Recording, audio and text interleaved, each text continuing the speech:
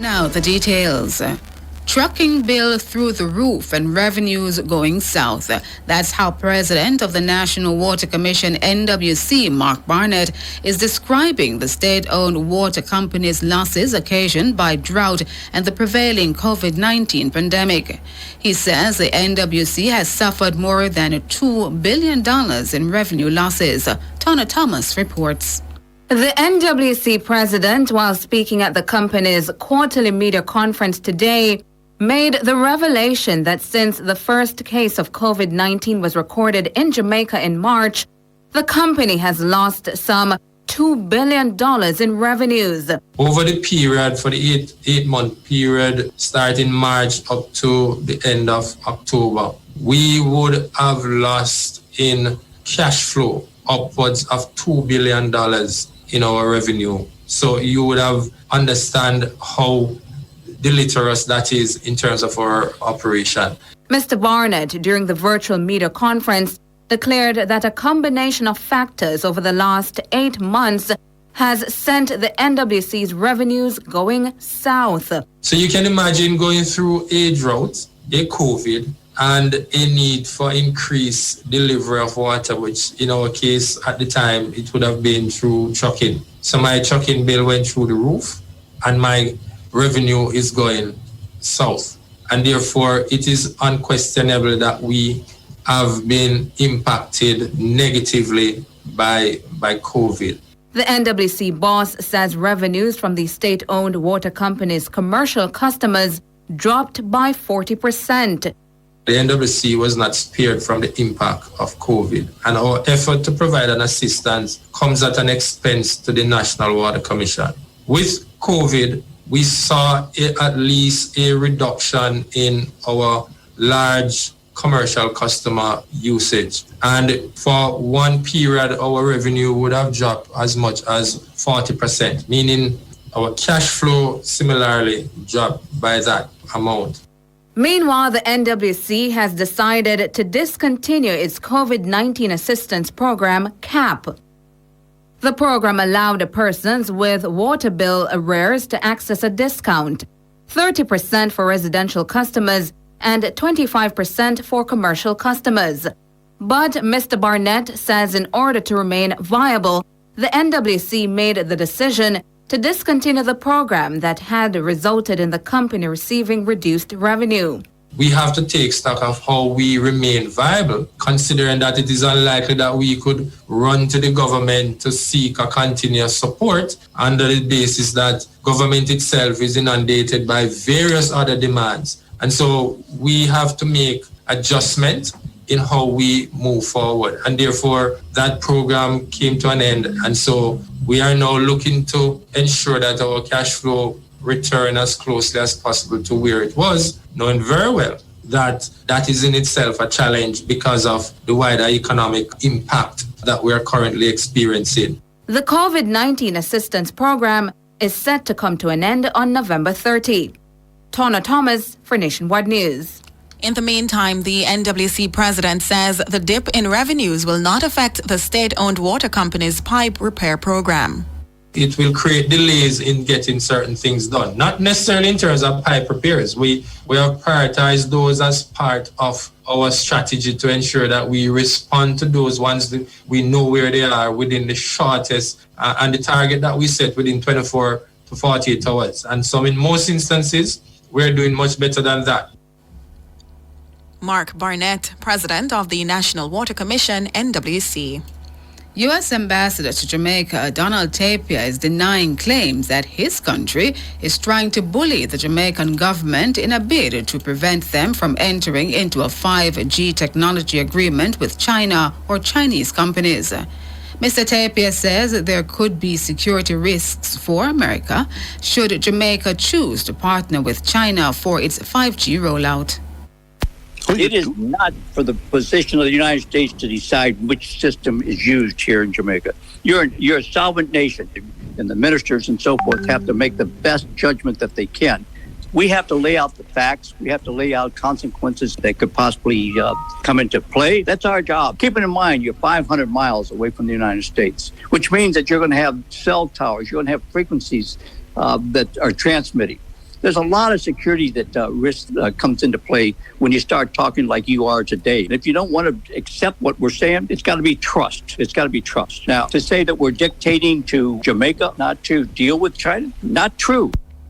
Ambassador Tapia says Jamaicans need to know about 5G technology because it's inevitable. Diplomatic channels have been used, and when you say to take it to the public forums, such as going to giving an interview to a newspaper, yes, because it's something that's coming. It should be on everybody's mind and so forth. And the Jamaican people need to know what's out there, whether it's from us or China. Of course. Why don't you ask the Chinese ambassador, not a spokesman for him, for the Chinese government, to sit as I'm sitting and answer the same question? Mr. Tapia is claiming that China cannot be ahead of the U.S. in the race to implement the new technology as they're dependent on a U.S.-made chip, which he refers to as the brain of the 5G technology. Well, the first is, once again, it's a misstatement that we find that the Communist Chinese do make very often. The 5G is going to be a game changer in the world as far as technology, communications, manufacturing. The 5G will also control your telecommunications. So it's an evolution that it moves forward in technology. The Huawei, the system, the Chinese system, actually use the U.S. chips that they are buying from the United States. So how can we be lagging behind when we are, in fact, supplying you the chips for the future of your system? Donald Tapia, U.S. Ambassador to Jamaica, speaking on Cliff Views Online earlier today. Now, U.S. Ambassador to Jamaica. Actually, in other news, Chief Justice Brian Sykes is dismissing claims that judges are biased towards prosecutors. The concerns were raised by a number of defense attorneys in response to the Chief Justice's declaration that given difficulties spawned by the COVID-19 pandemic, the courts will utilize more judge-only trials. Justice Sykes was addressing a forum dubbed Conversations with the Judiciary at the Supreme Court in downtown Kingston today. Stevian Simmons reports.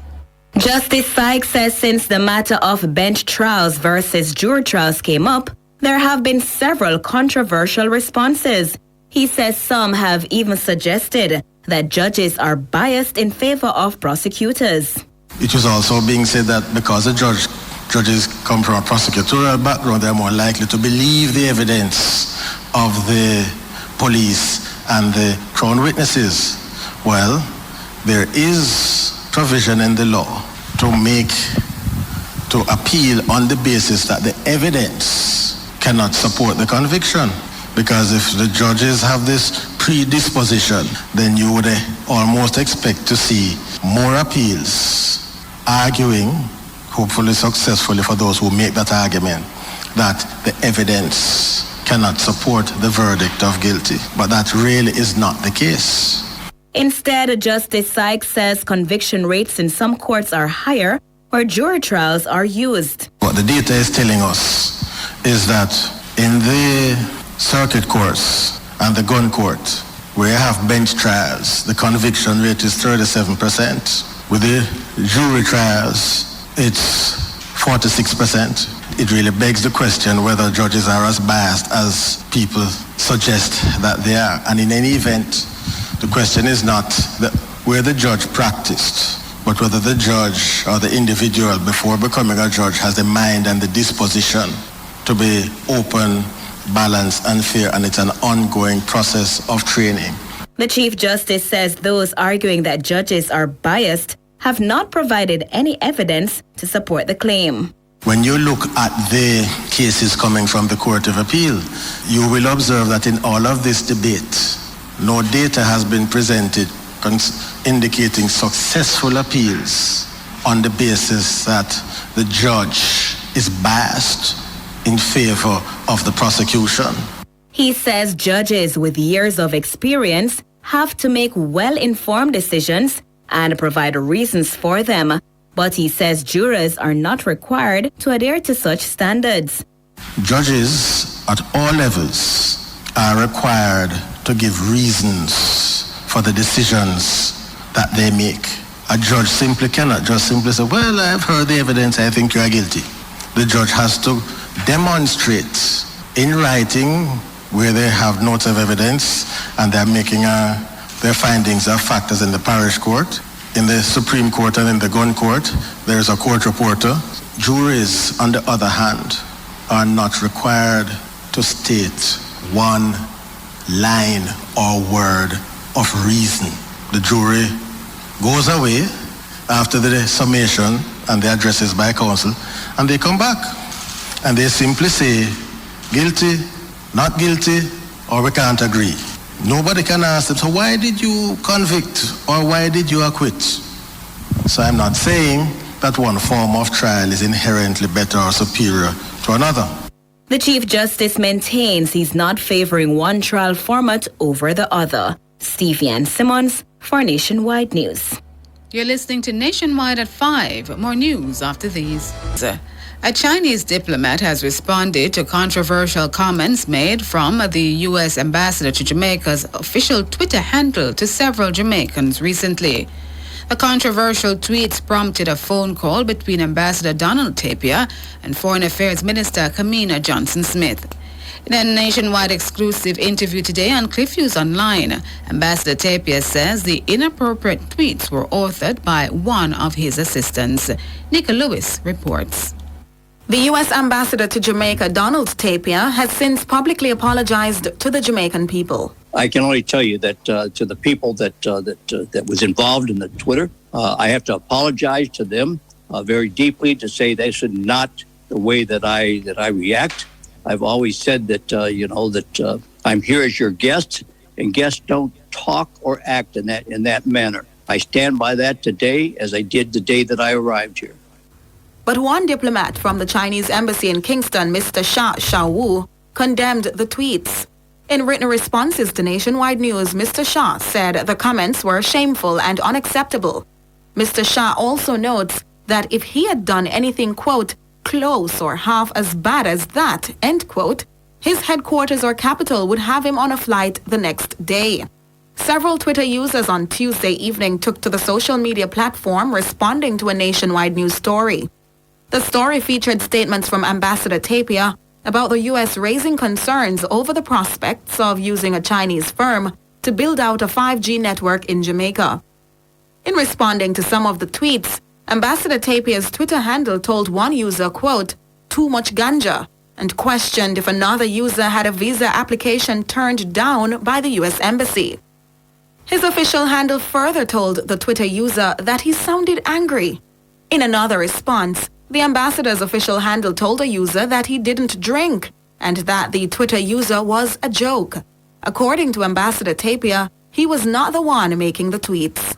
Was your device hacked? No. Were you the one who made these tweets? No. What has happened to the person who has brought you into disrepute as a diplomat? No, there's no. Yeah, I understand. That's why I take full responsibility for what took place. What has taken place with the individual.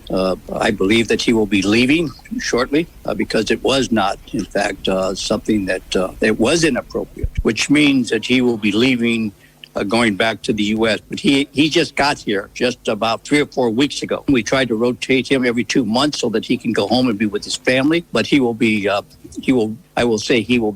leaving sooner than the rotation. Meanwhile, Mr. Shah declined to react to Mr. Tapia's saying he did not author the tweets. Mr. Shah also says the Chinese embassy will not be commenting further on the matter of 5G communication offered by China. He says they have clearly made their stance and Huawei has denied the suggestions being raised about its 5G technology. Nika Lewis for Nationwide News. World in a Minute is brought to you by ABC Electrical Sales. We make things as easy as ABC. Hose assembly and supply, equipping Jamaica for success. The World in a Minute Tanzania's main opposition presidential candidate has said he will not accept the result of today's election because of voting irregularities. Tundu Lissu told journalists in the main city Dar es Salaam that what happened was not an election. Responding to earlier criticisms, the Electoral Commission said today that the accusations were unfounded. Mr. Lissu was one of 14 candidates challenging President John Magufuli, whose party has governed for decades. Admired by some for his no-nonsense approach, Mr. Magufuli's first term was marred by allegations from rights groups that he was restricting democratic freedoms. A handful of results have been released so far, giving Mr. Magufuli and his CCM party a strong lead. The head of the National Electoral Commission dismissed the claims of electoral fraud, saying allegations of fake ballot papers were unsubstantiated. World in a Minute was brought to you by ABC Electrical Sales. We make things as easy as ABC. Hose assembly and supply, equipping Jamaica for success. Recapping the top stories making nationwide news at this hour. NWC President Mark Barnett says the state-owned water company cash flow has suffered a $2 billion hit in just 8 months since Jamaica registered its first case of COVID-19 in March. U.S. Ambassador to Jamaica Donald Tapia denies claims his country is trying to bully the Jamaican government in a bid to prevent the country from entering into a 5G technology agreement with China or Chinese-based firms. Meanwhile, the U.S. ambassador has apologized to Jamaicans for controversial tweets from his official Twitter account, but a diplomat from the Chinese embassy in Kingston has condemned the tweets. Chief Justice Brian Sykes dismisses claims judges are biased towards prosecutors. I'm Marjorie Gordon. And I'm Nika Lewis. You can find the news on our website at Nationwide Radio J.